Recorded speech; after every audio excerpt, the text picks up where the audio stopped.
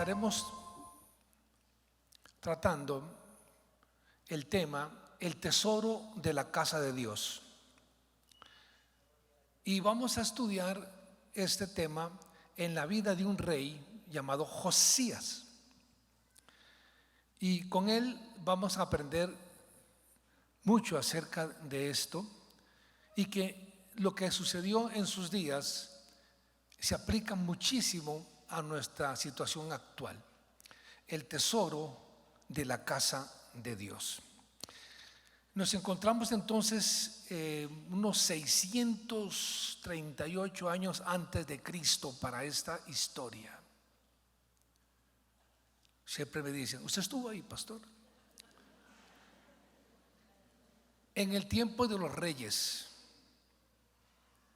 de Israel, cuando la nación estaba dividida en dos países, desde tiempo antiguo, Israel del norte, Israel del sur. Para este momento, Israel del norte ha sido atacado por el imperio asirio y está devastado.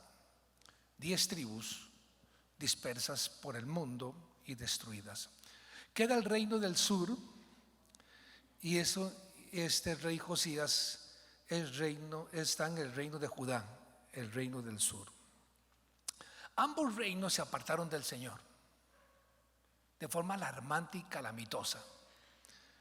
El reino del norte fue el peor. 10 tribus se corrompieron al extremo. Pero el reino del sur también se corrompió, aunque tuvo momentos de reforma y avivamiento de vez en cuando. Así que estamos en presencia de tiempos de extrema decadencia.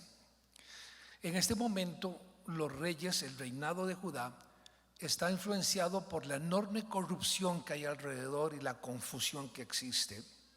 El pueblo de Dios se dejó influenciar por el paganismo, las prácticas paganas, y se infiltraron y llegaron a ser parte también del pueblo de Dios.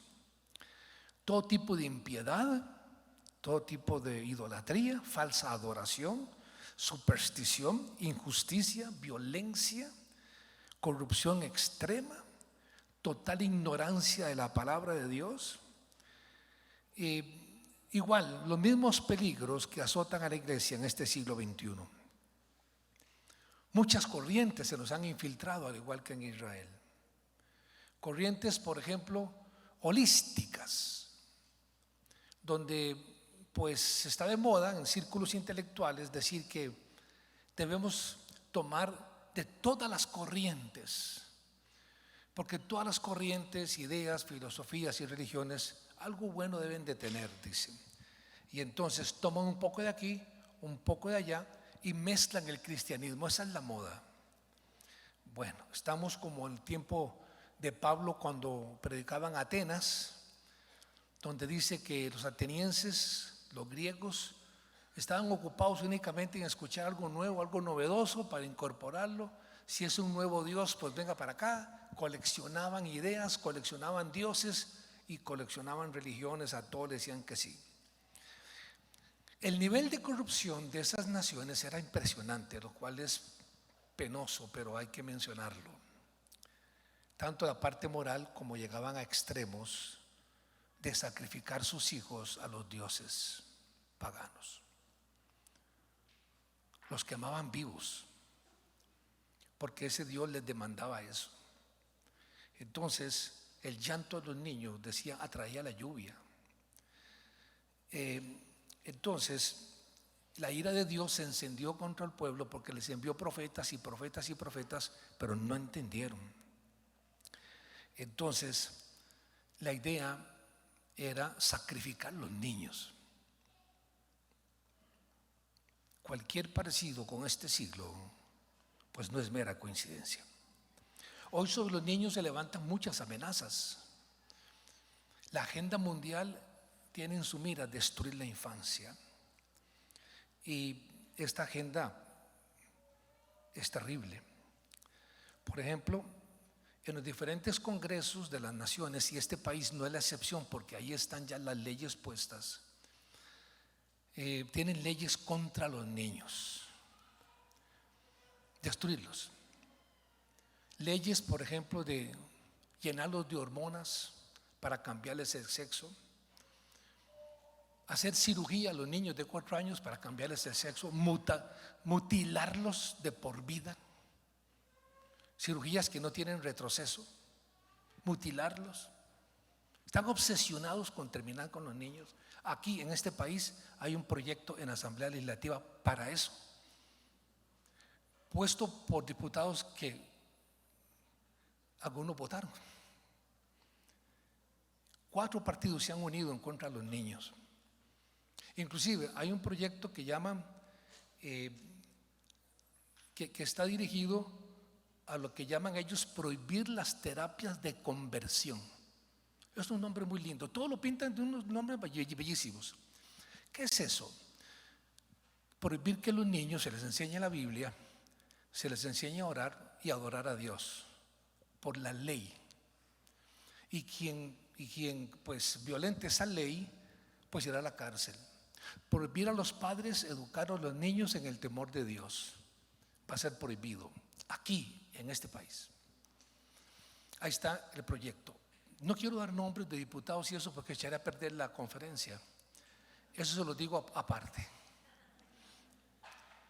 Pero está pasando eso delante de nuestros ojos. Y uno dice, estos paganos e Israel se corrompió sacrificando los niños. Pues nosotros no estamos tan distantes de eso. Ahora, cuando el pueblo de Dios se corrompe, tiene delante de sí alternativas, que son la reforma y el avivamiento. Son distintos.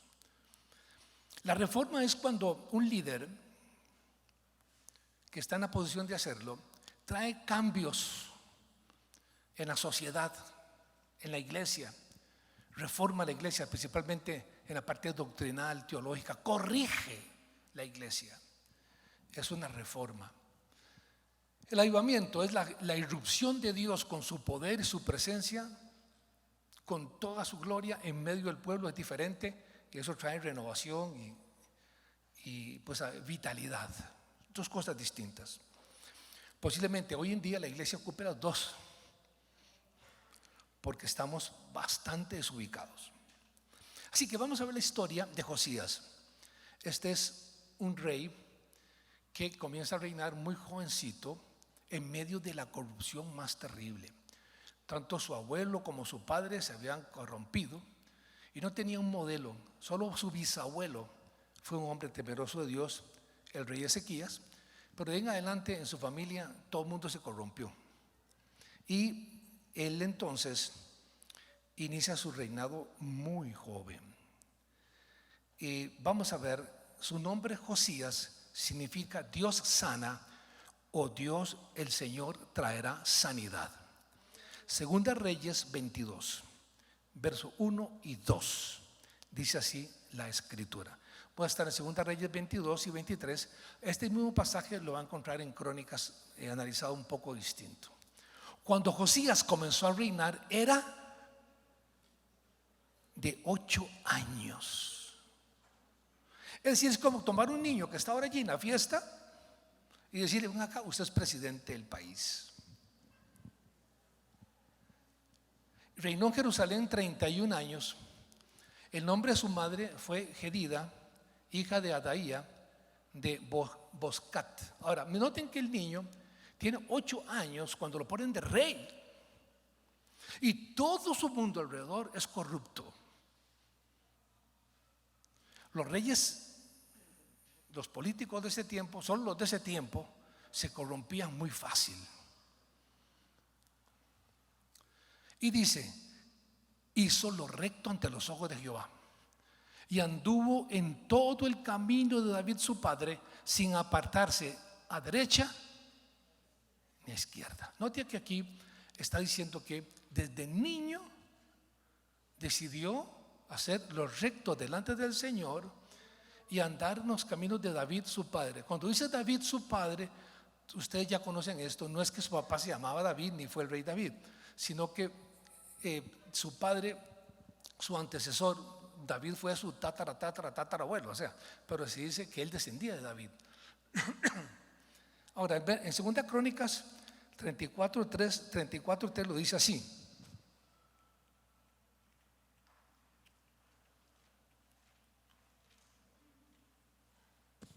de 8 años, a los 8 años en su reinado, siendo aún muchacho, comenzó a buscar al Dios de David su padre. A los 12 años comenzó a limpiar a Judá y a Jerusalén de los lugares altos, imágenes de acera, esculturas e imágenes fundidas. Así que vamos a decir que él decidió consagrarse desde muy joven. Qué importante es que los niños comiencen desde muy jóvenes a temer al Señor. Yo comencé a temer al Señor desde muy niño porque mi madre me enseñó el temor al Señor. Ella no conocía mucho la Biblia, pero era devota y creía en Dios y me enseñó el temor de Dios. Y eso marcó mi vida. Luego vino la palabra de Dios y ya fue diferente, porque conocí al Señor hace ya un poco de tiempo atrás, en mi adolescencia, y lo conocí a través de la palabra de Dios. Pero el temor de Dios siempre estuvo allí. La Biblia dice: instruye al niño, instruye al niño. Esos niños nuestros no tienen por qué perderse.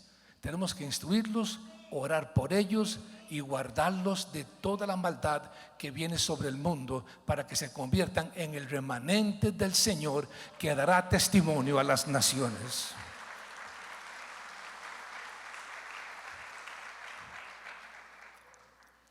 Así que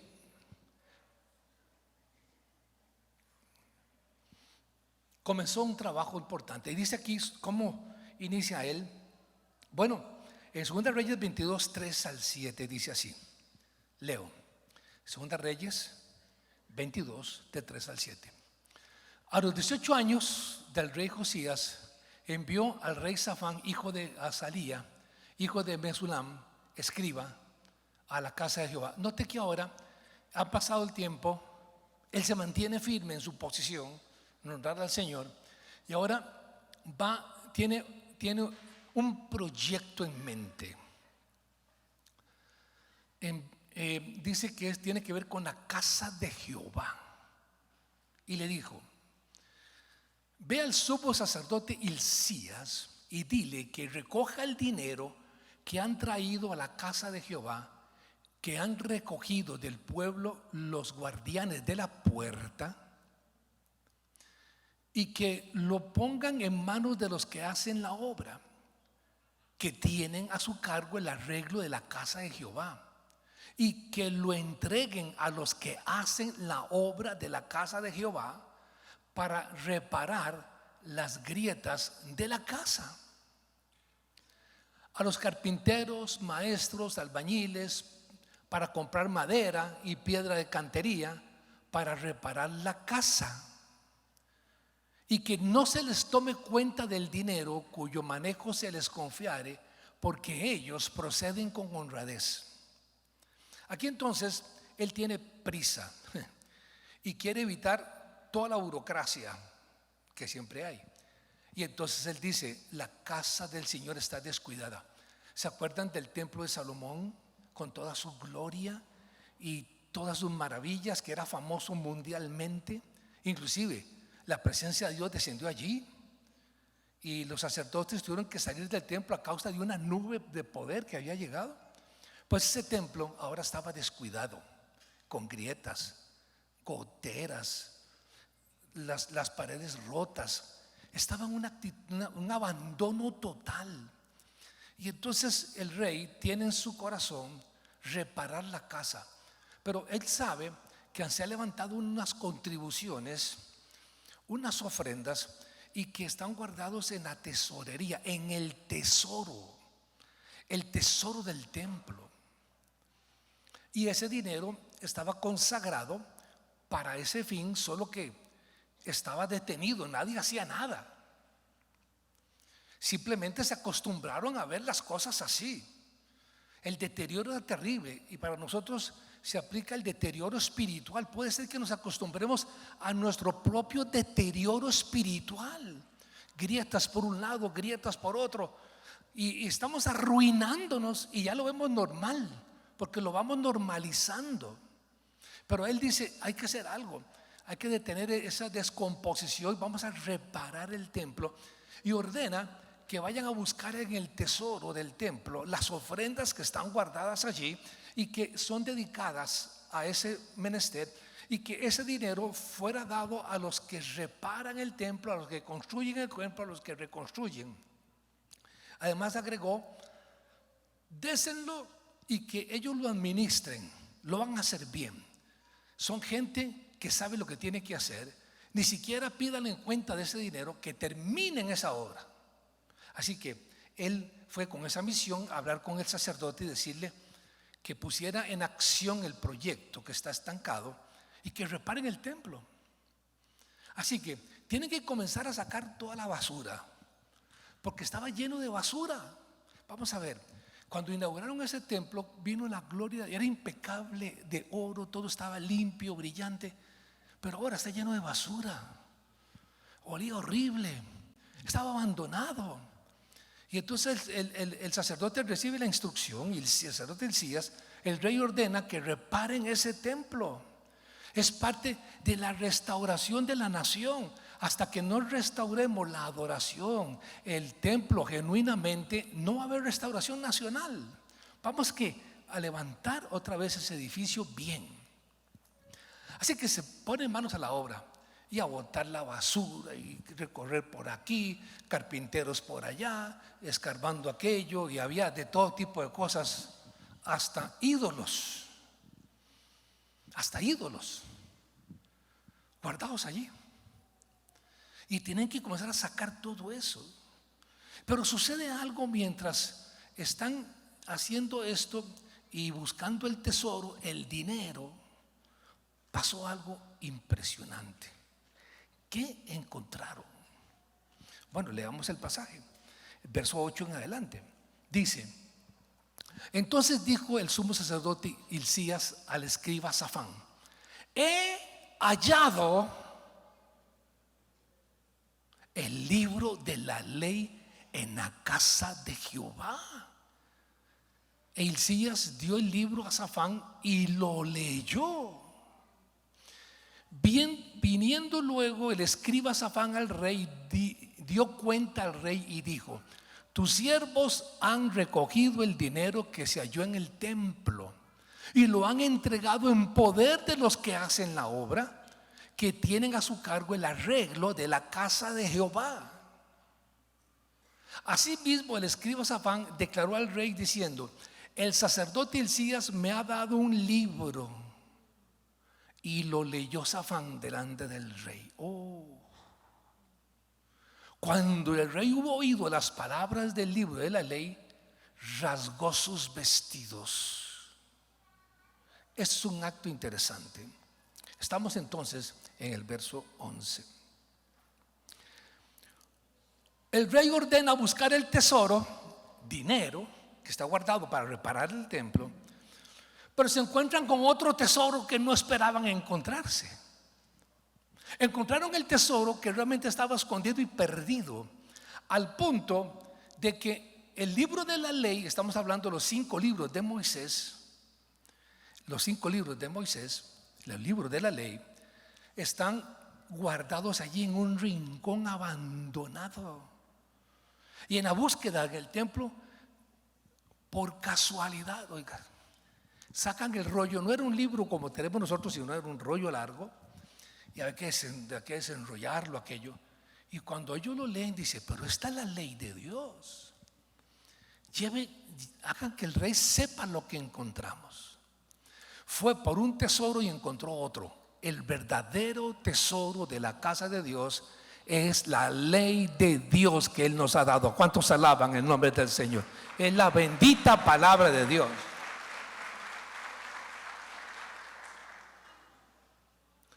El tema es que cuando leen el libro, obviamente, si es la ley de Dios y él se conmovió de esa manera, tuvo que ser el libro de Deuteronomio.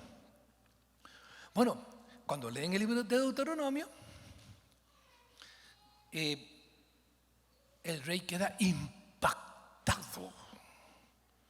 Noten que es un joven temeroso de Dios, que quiere hacer las cosas bien delante de Dios, pero esas palabras lo afectaron.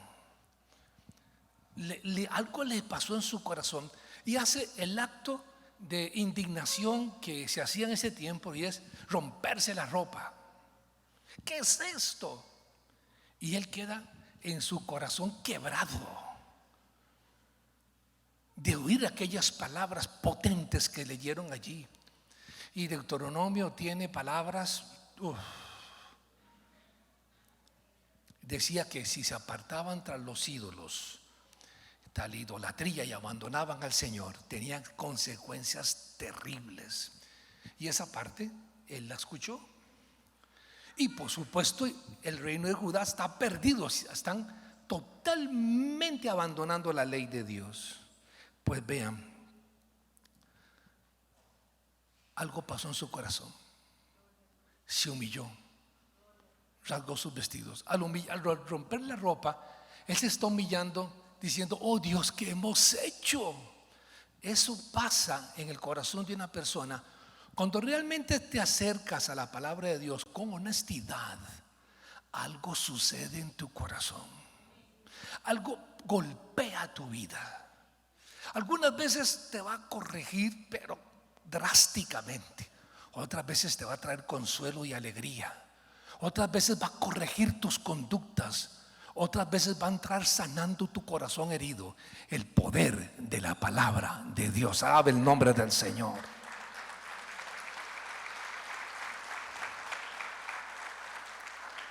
Hebreos 4:12 nos describe este poder maravilloso.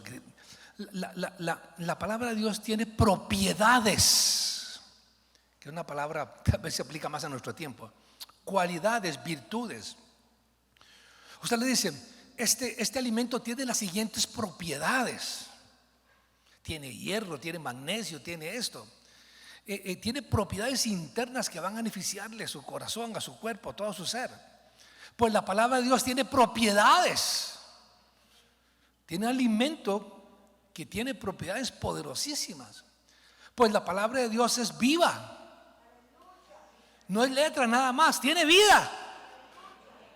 Una vida tremenda que cuando entra en nuestro corazón vitaliza y es poderosa. Ahora, es cortante, es como cualquier espada de dos filos. Una espada con filo por los dos lados. Penetra entre el alma y el espíritu, entre la articulación y la médula del hueso. Deja al descubierto nuestros pensamientos y deseos más íntimos. Esa palabra de Dios, ay hermanos, si usted permite que esa palabra haga lo que tiene que hacer, es una espada filosa. Y ahí, algunos no quieren ni verla. ¿Se acuerdan aquel hermano que perdió los anteojos 6 meses y no los encontraba? Estaban encima de la Biblia.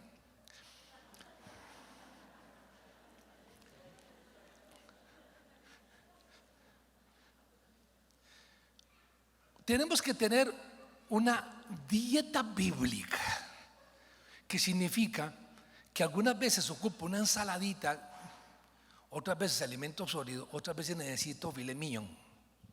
Entonces voy a Romanos o voy a Hebreos, alimento sólido. Otra vez ocupo aliento para mi oración, para adorar, voy a los salmos. Otra vez, y ahí voy. Tiene para todo tiempo. Si estás alegre, si estás triste, si estás así. Porque nosotros estamos diferentes cada día. No siempre estamos iguales. Hay gente que se levanta y dice: ¡victoria! Y dice: aquí viene. ¡suelten el toro! Y otro día dice: no suelten ni el gato porque hoy ando horribles.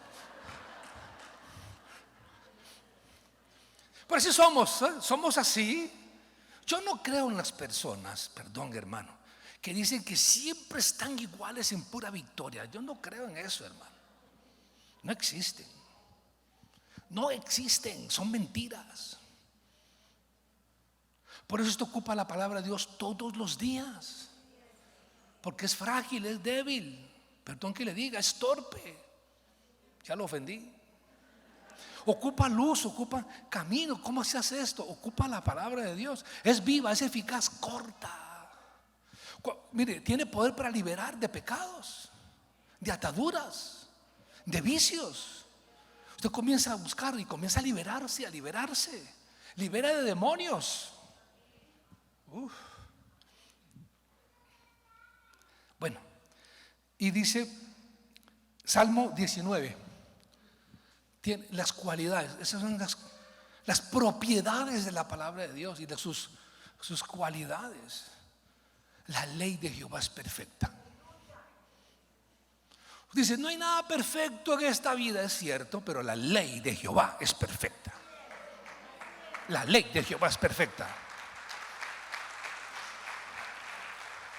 Y esa ley convierte el alma. A mí me convirtió. No es que yo comencé a leer la Biblia adolescente y a mí yo no sabía nada de eso, aceptar a Cristo y eso. En aquel tiempo era muy difícil escuchar un mensaje. Daba miedo. Habían prohibido pasar enfrente de una iglesia evangélica, era casi pecado.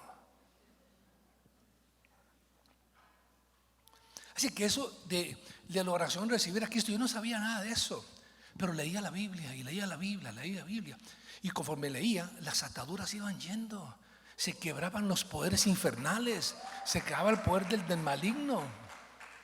Así que yo no necesariamente hice la oración de aceptar a Cristo. Hay pastores recién converso. Pues no. Me convierto hoy mismo. No. Porque hay personas que no han hecho la oración, pero están convertidos. Porque la palabra de Dios convierte el alma. Ahí lo dice. El testimonio de Jehová es fiel, hace sabio al sencillo. Oiga, ¿quiere sabiduría? Lea la palabra, escúchela, óigala. Hoy en día tiene muchas posibilidades. No pierda el tiempo en una sala de espera. Oiga la palabra. No vea tonteras. Oiga la palabra. Dice, la ley de Jehová es perfecta. Los mandamientos de Jehová son rectos, que alegran el corazón. Yo he estado alguna vez deprimido. Ay, pastor, qué miedo. Bueno, no me diga que usted nunca ha estado deprimido. No, yo solo en victoria. Bueno, muy bien, está bien. Dejémoslo ahí. En mi caso sí he pasado por situaciones de tristeza y me hundo. Pero tomo la palabra, con ganas o sin ganas. Háblame, Padre. Dame una palabra. Dame la palabra. Y hermano, y ahí viene potente la palabra. Y me alegra el corazón. ¿Cuántos han vivido eso? Alabe el nombre del Señor. El precepto de Jehová es puro, que alumbra los ojos. Vean, hasta dirección nos da Dios qué hacer. El temor de Jehová es limpio, que permanece para siempre. Los juicios de Jehová son verdad, todos justos. La única verdad inmutable, verdadera, de confianza, es la santa palabra de Dios. Deseables son más que el oro, más que mucho oro afinado, y dulces más que miel, que la que destila del panal. Ahí está, más que el oro afinado, es el verdadero tesoro. Tu siervo es además amonestado con ellos, en guardarlos hay grande galardón. ¿Cuántos alaban el nombre del Señor? Bien. Conocemos de 2 Timoteo 3. Ahora no, Timoteo es otro jovencito. Timoteo comenzó en los caminos del Señor muy joven, siendo un niño. Él era judío, medio judío, y Pablo lo adoptó espiritualmente para enseñarle. Persiste tú en lo que has aprendido y te persuadiste, sabiendo de quién has aprendido. porque la mamá lo instruyó. Timoteo, la mamá lo instruyó y la abuela también. Que desde la niñez has sabido, desde la niñez has sabido las sagradas escrituras, las cuales te pueden hacer sabio para la salvación por la fe que es en Cristo Jesús. Toda la escritura es inspirada por Dios y útil, oiga esto, para enseñar, redarguir, corregir y para instruir en justicia. Oiga que el poder de la palabra de Dios nos corrige, nos instruye, nos exhorta, nos hace cambiar el camino, nos hace corregirnos, a fin de que el hombre de Dios sea perfecto, enteramente preparado para toda buena obra. Así que la palabra de Dios te prepara para el ministerio, para servir. Ahí está tu preparación primordial. Bien, vamos a continuar. Ahora, vamos a la historia de este rey.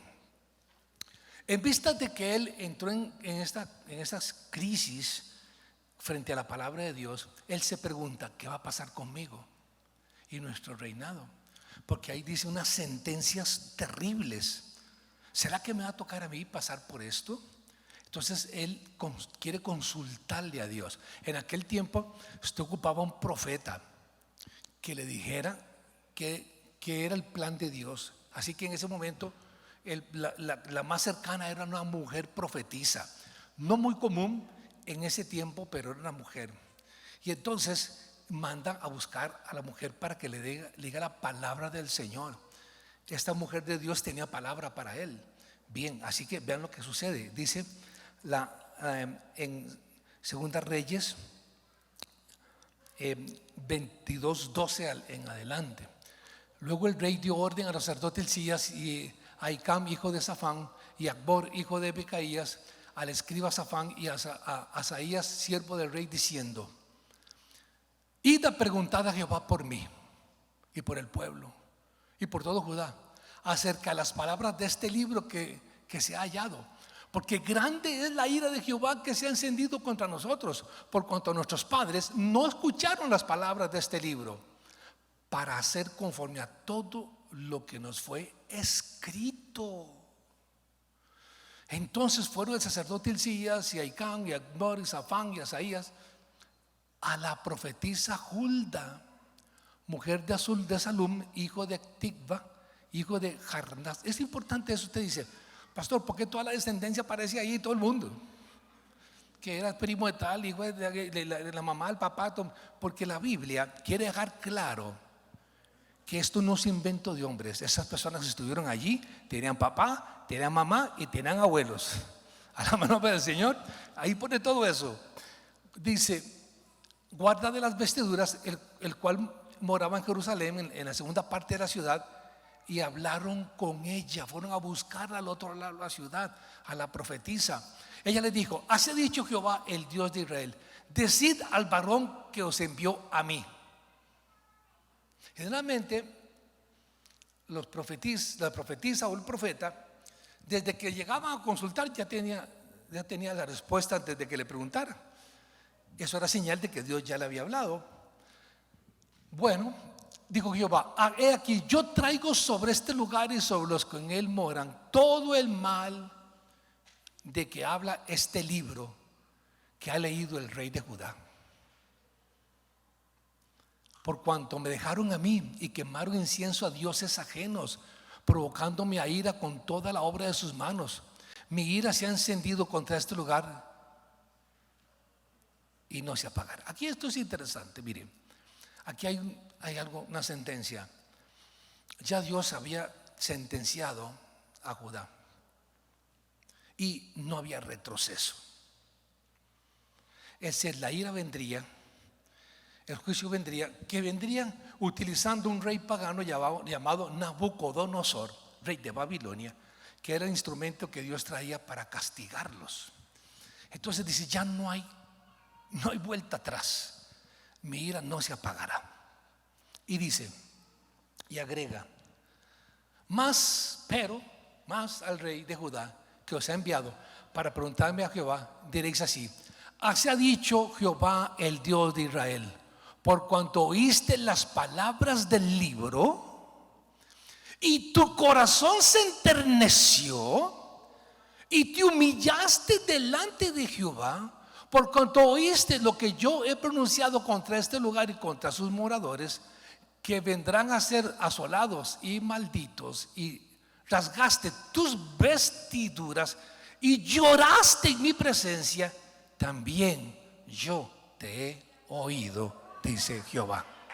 Alaban el nombre del Señor.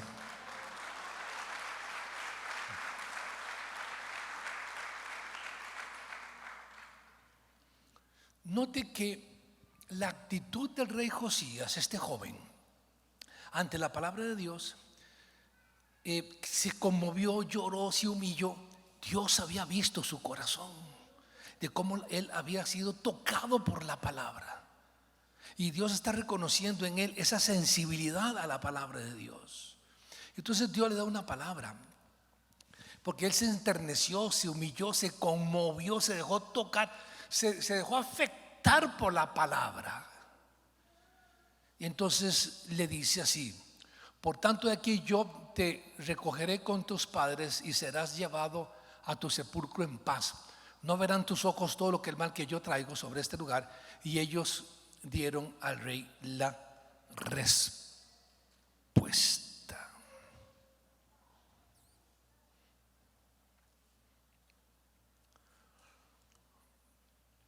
Así que la respuesta es dolorosa, tiene una mala y una buena. La mala es que no hay retroceso, porque el juicio viene y el rey en ese instante, el reino de Babilonia se está levantando y el reino asirio está decayendo, y entonces ya la amenaza, porque los babilonios van a venir a apoderarse del mundo entero, y tienen a Judá en la mira también. Así que ya eso es inminente. Luego el profeta Jeremías, que está en su tiempo también está profetizando en otro lado de la ciudad. O sea, ya el tiempo, Jeremías dijo: esto no tiene solución. El profeta Jeremías también profetizó y dijo: el rey de Babilonia va a venir y eso no lo para nadie. Ya no hay nada que hacer. ¿Por qué? Porque el pueblo era incorregible, y lo que ocupa es una disciplina de tal manera para que no lo vuelvas a hacer. Porque ya te levantas, caes, te levantas, tú ocupas disciplina, un trato de Dios fuerte, que te corrija de una sola vez. Y entonces el Señor dice: la única forma de corregir a este pueblo es pasarlo por la disciplina.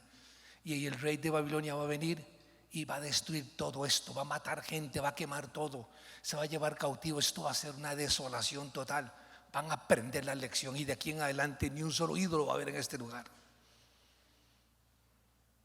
Y serán cautivos 70 años sirviendo al rey de Babilonia, y habrá tiempo de calamidad, dolor y hambre. Bueno, eso sucedió, está en la historia, la gran deportación. Pero bueno, dice más adelante la escritura que entonces el rey, ¿qué asume el rey? Al rey le dice: pero esto no va a pasar mientras tú estés vivo. Tú vas a vivir en paz en tu reino. Estas cosas no las vas a ver, porque te voy a liberar por cuanto te humillaste ante mi presencia, te enterneciste frente a mi palabra. Tú no vas a ver eso. Eso le toca a otros, tú no.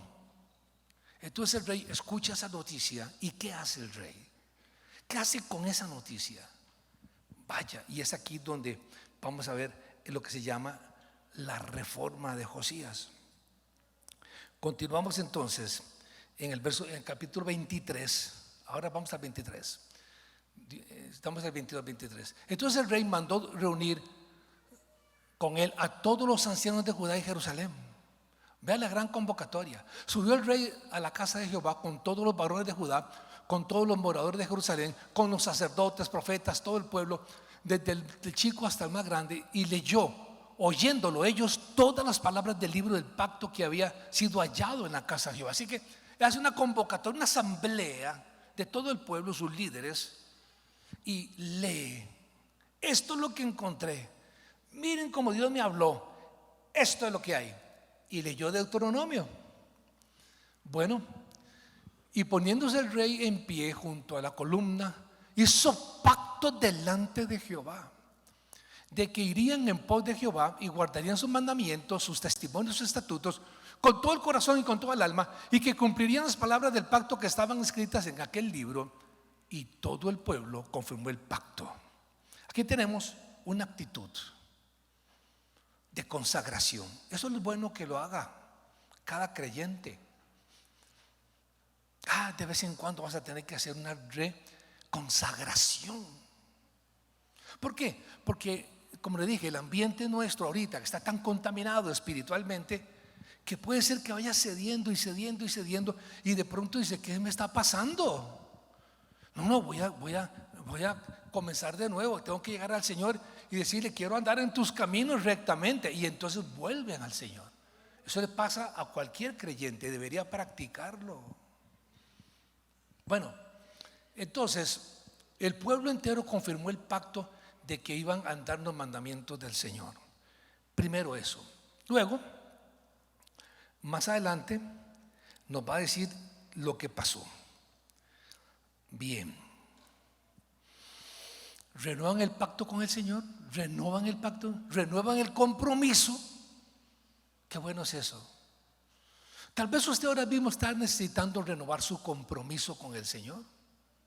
La renovación del compromiso es buena, trae alivio al corazón y transformación poderosa. Y entonces el rey mandó el rey al sumo sacerdote Hilcías, a los sacerdotes de segunda orden y a los guardianes de la puerta. Dice: aquí comienza la purificación y la reforma, para que se den cuenta del grado de decadencia. Esto hasta vergüenza leerlo. Que sacasen del templo de Jehová todos los utensilios que habían sido hechos para Baal, para Acera y para todo el ejército del cielo, y los quemó fuera de Jerusalén en el campo de Cedrón, e hizo llevar las cenizas de ellos a Betel. Bueno, aquí pasó algo, un momentito. ¿Qué está diciendo? Que en el mismo templo de Dios había supercherías, idolatrías, instrumentos de adoración maligna, contaminación. Bueno, en este siglo XXI, la iglesia del Señor corre el riesgo de hacer lo mismo, porque hay corrientes de contaminación pagana que ya han entrado. Por ejemplo, voy a hablarles un día de esto, de la filosofía cuántica, que está metida en la iglesia del Señor, de la metafísica griega de Aristóteles, está metida en la iglesia del Señor. Sin darnos cuenta, nos infiltraron una serie de ideas, de costumbres, y ya son parte del pueblo de Dios, están metidas allí. O sea, el paganismo siempre trata de entrar por alguna puerta. En Israel entró por una persona llamado Jeroboam. Él fue la puerta que abrió el infierno para el pueblo. Veré si puedo hablarles de eso después. Pero bueno, aquí tenemos esto que ya está comenzando la restauración, la reforma. Vamos. Y dice así: quitó los sacerdotes idólatras que habían puesto los reyes de Judá para que quemasen incienso en los lugares altos, en las ciudades de Judá, en los alrededores de Jerusalén, y asimismo a los que quemaban incienso a Baal, al sol y a la luna, y a los signos del zodíaco, y a todo el ejército de los cielos. No, escuché una hermanita y dice: ay, ¿qué signo es, hermano? Un momentito, ¿sabe? Purifiquemos un poquito de esto, porque ¿de dónde trajo eso? ¿Cómo va a meter eso? ¿Cómo lo trajo? No la requisaron espiritualmente cuando venía para la iglesia. Bueno, quitó y todas las estrellas eran motivo de adoración. Había la reina del cielo, vamos a ver, aquí aparece una que llaman reina del cielo, una diosa, a la cual le tejían ropita y hacían tiendas, cualquier parecido. Véanlo aquí, vamos a leerlo, también no podemos leerlo más. Vamos adelante, leamos. Los sacerdotes idólatras vestían de luto todo el tiempo de luto. Ya le digo de dónde viene todo eso.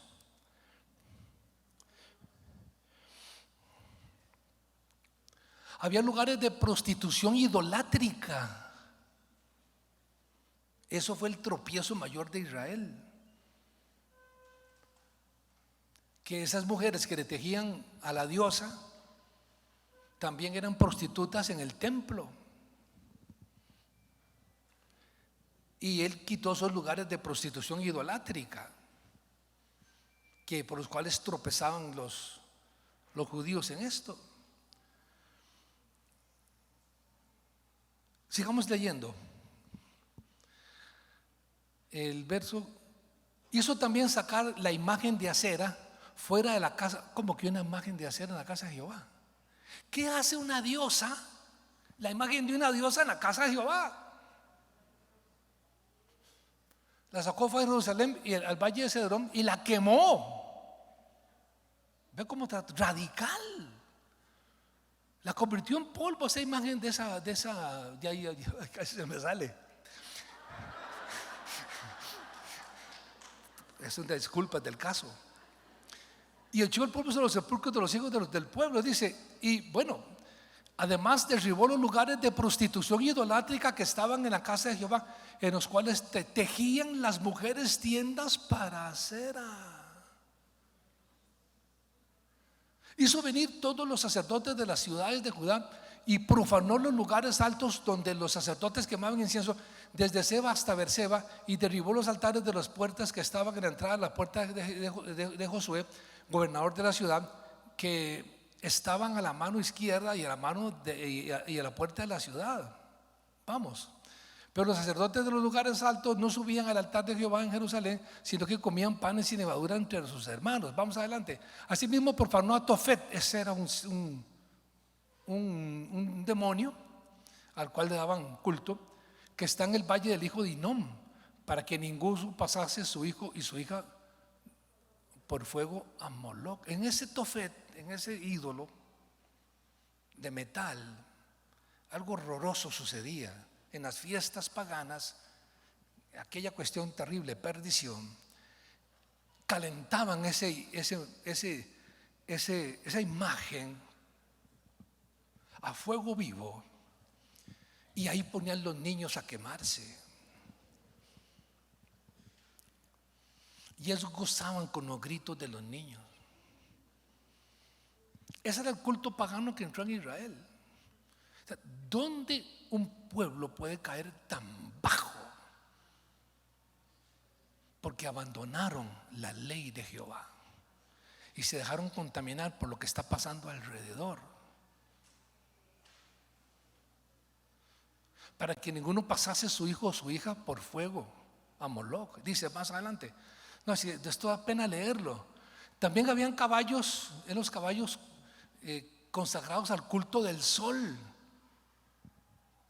Y esos caballos, ellos se suponían que esos caballos eran los que giraban, le daban culto al sol dando un giro, y eran caballos dedicados solo a eso.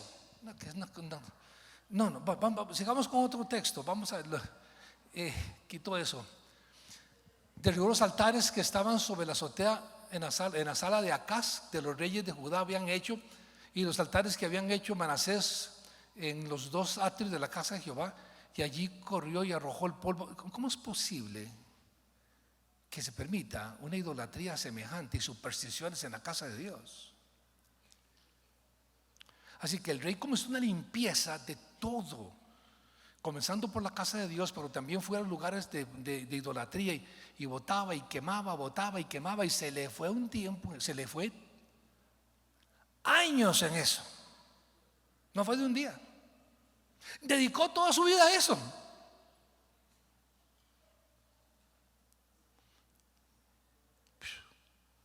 Esto es impresionante.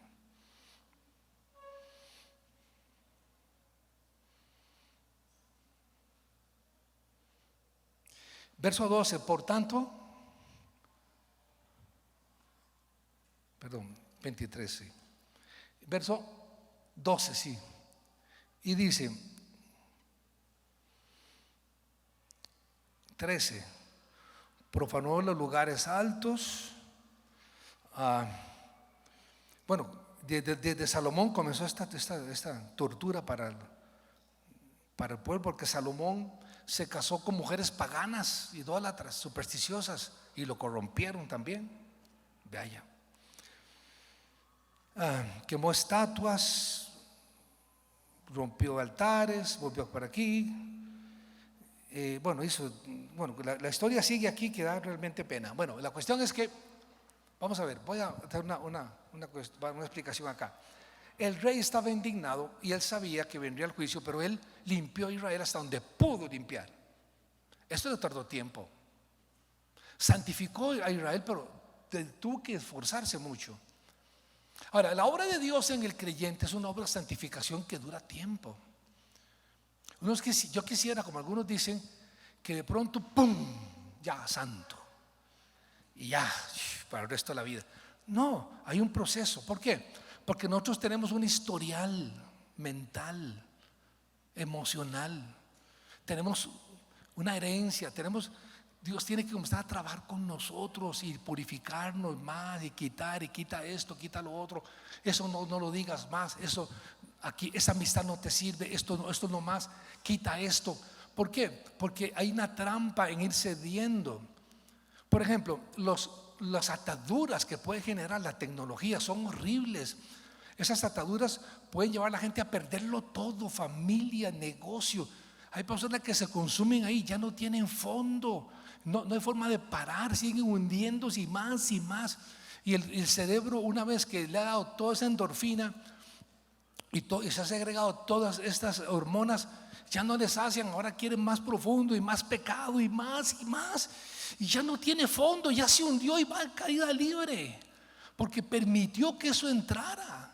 Está arruinando vidas de mucha gente que se meten ahí sin freno. No tiene fondo, son drogas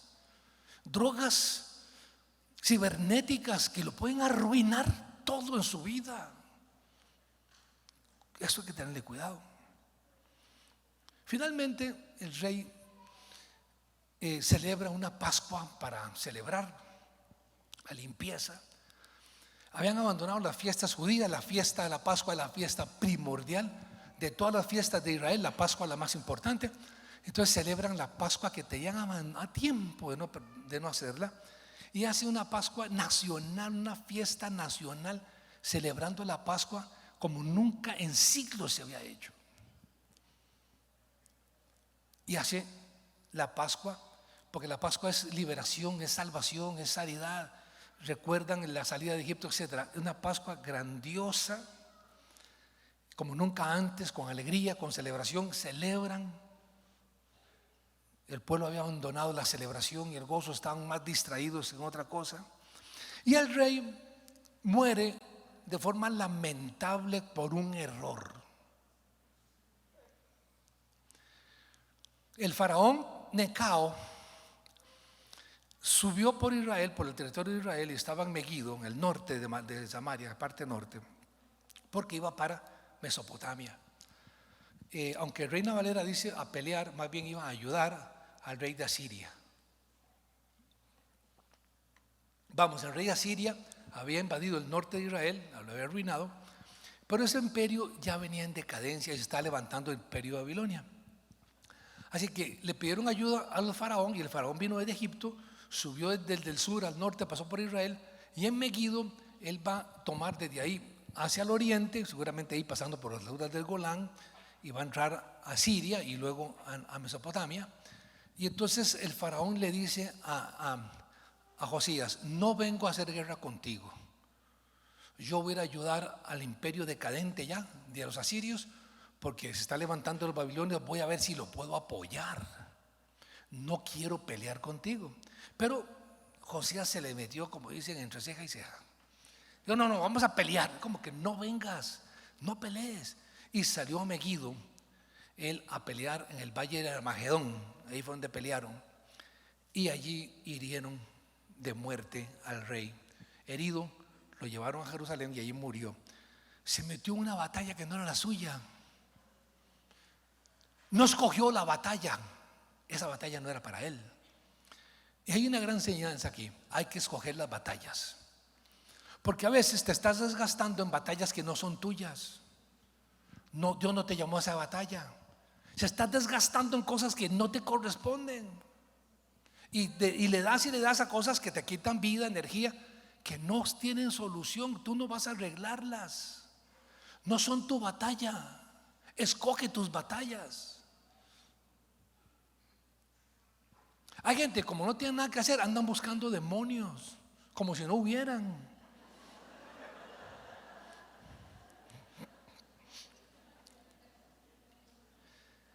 Y andan de pueblo en pueblo buscando demonios, batallas perdidas. ¿Para qué voy a batalla? Con la que tengo yo tengo suficiente. No. Entonces vemos personas que pierden su energía, su vida, en luchas sin sentido. Analice bien. Josías perdió la vida prematuramente a los 39 años en una batalla que no le correspondía. A veces yo he estado luchando batallas que no me corresponden, y Anita me dice: esa batalla es del Señor. No, no es mía. Ya sabe cómo va a salir de ahí. Es cierto. Quiero terminar este mensaje diciendo lo siguiente: el rey leyó la ley de Dios y todo cambió dentro de él, y ese cambio lo transmitió a toda la nación.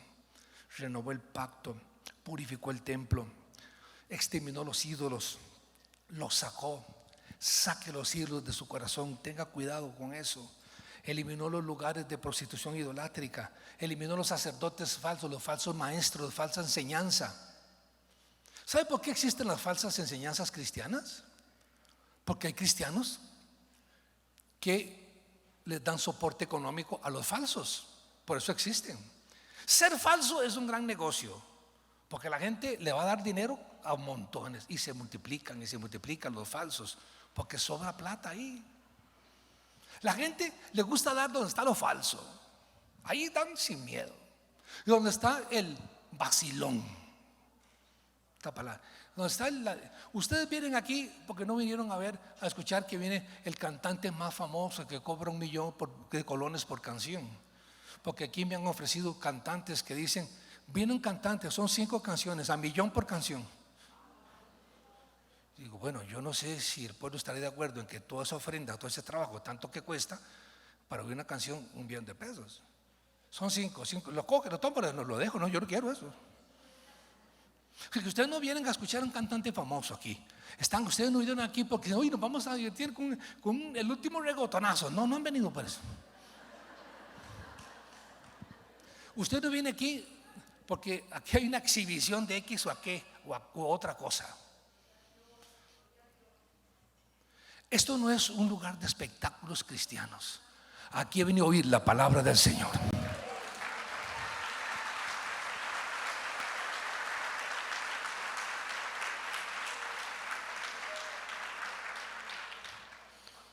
Hizo la Pascua, la fiesta de celebración que hay que estar haciendo todo el tiempo y celebrando.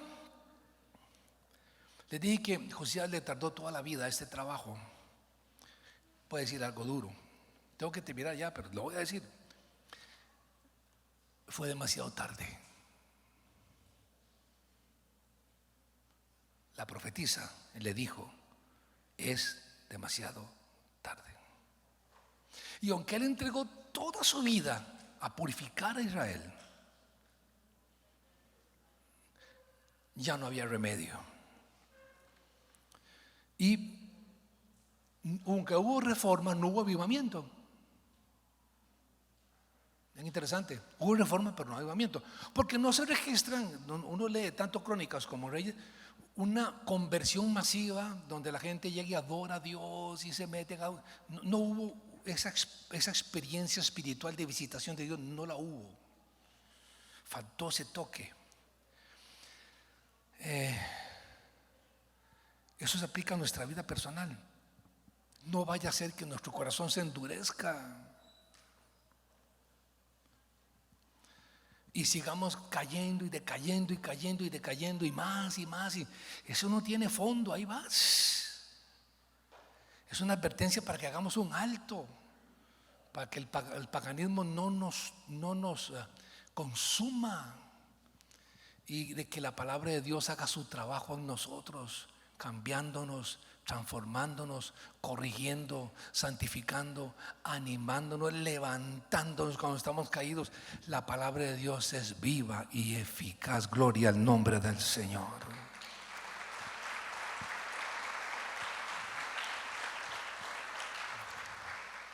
Que entendamos que el ministerio hacia los niños es el más importante hoy en día, porque la agenda mundial viene contra ellos, con gran capital de dinero, mucho poder económico, viene contra ellos. Pero ellos no están solos, los vamos a proteger hasta el final. Con ellos está el poder económico, con nosotros está el brazo de Jehová.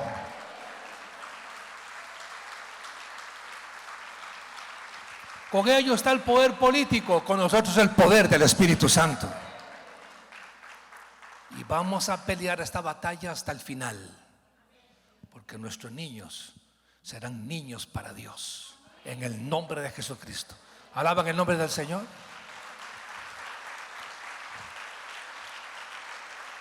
Les pido que se pongan de pie, por favor, gracias.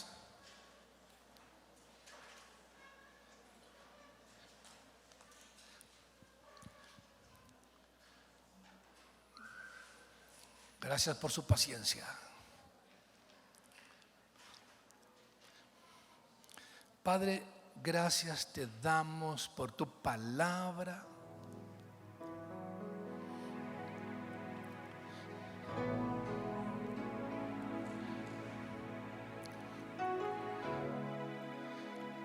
Gracias te damos por la revelación de tu palabra que trae vida, salud.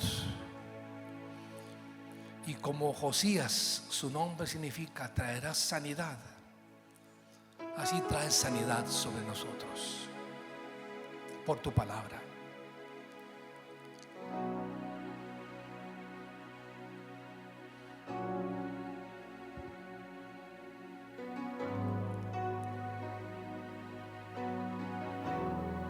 Señor, porque son tiempos muy crueles, furiosos, tiempos peligrosos, en extremo complicados.